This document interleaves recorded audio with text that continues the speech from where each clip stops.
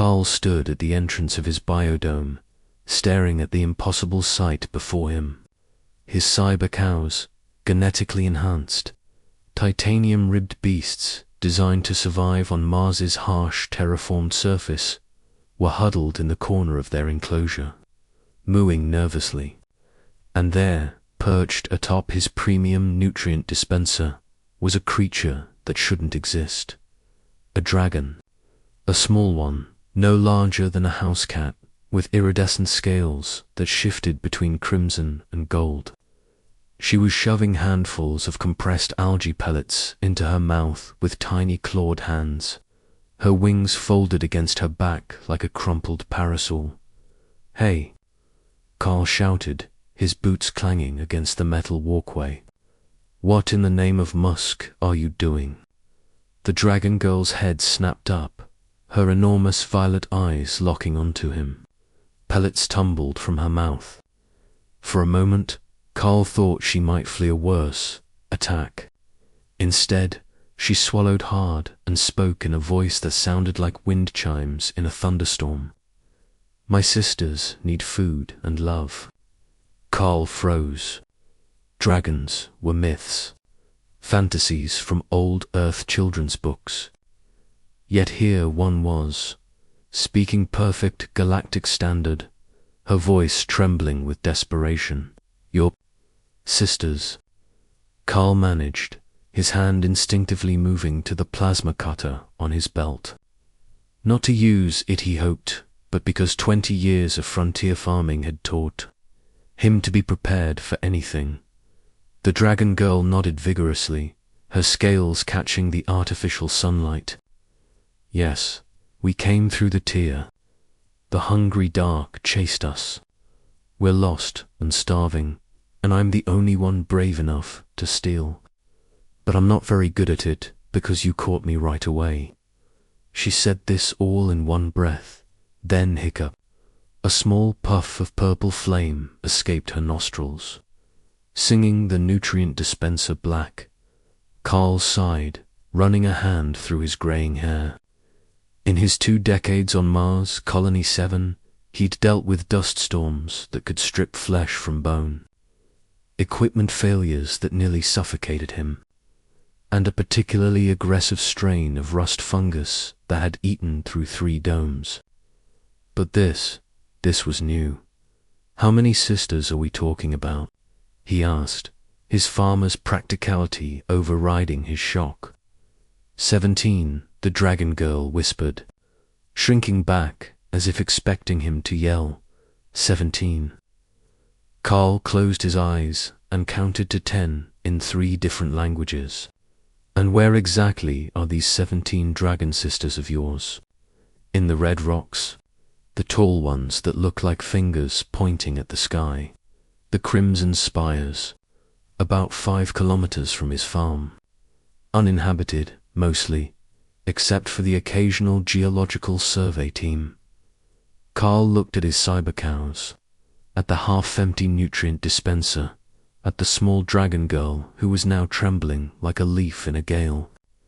He thought about the regulations, about the quarantine protocols, about how he should immediately report this to the colonial authority.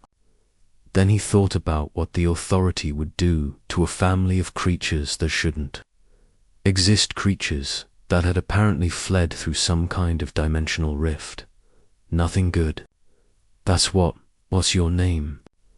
Carl asked, his voice softer now. The dragon girl blinked, clearly surprised by the question.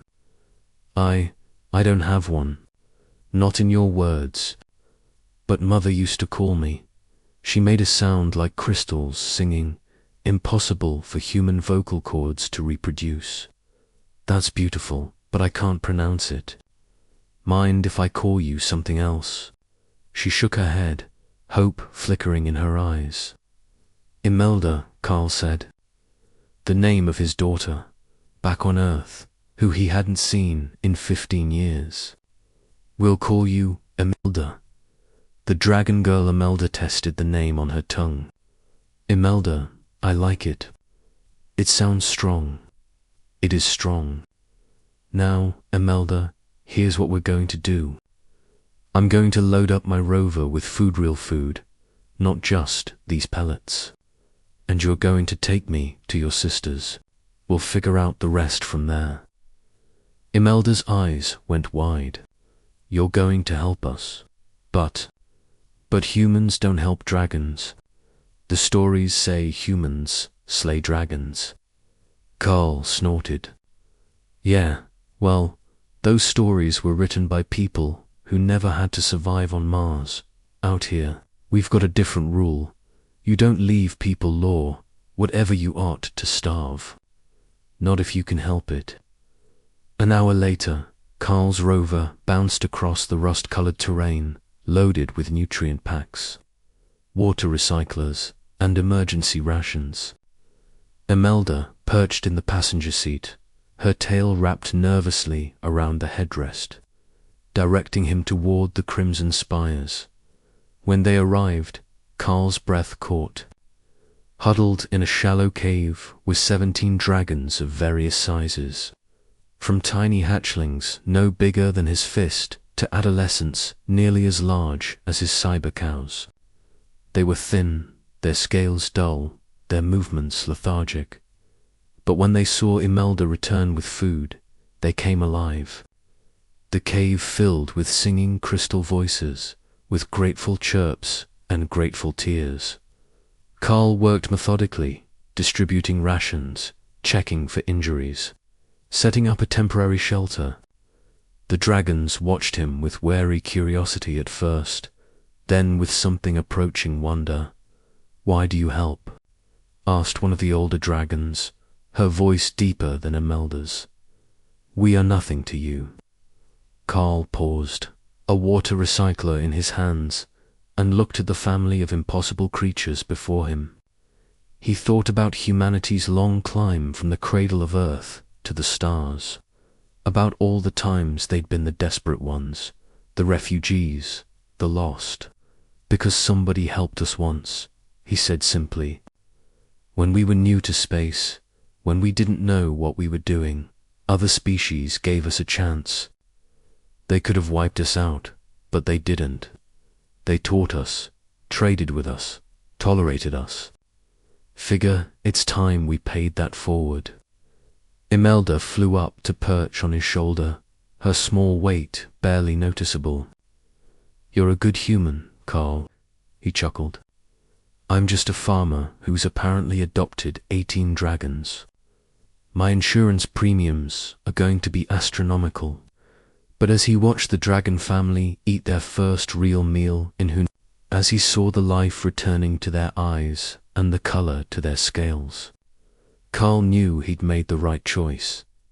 Humanity had reached the stars not by being the strongest or the smartest, but by being stubborn enough to care even when it was inconvenient, by extending hands instead of fists, by turning impossible into let's figure it out.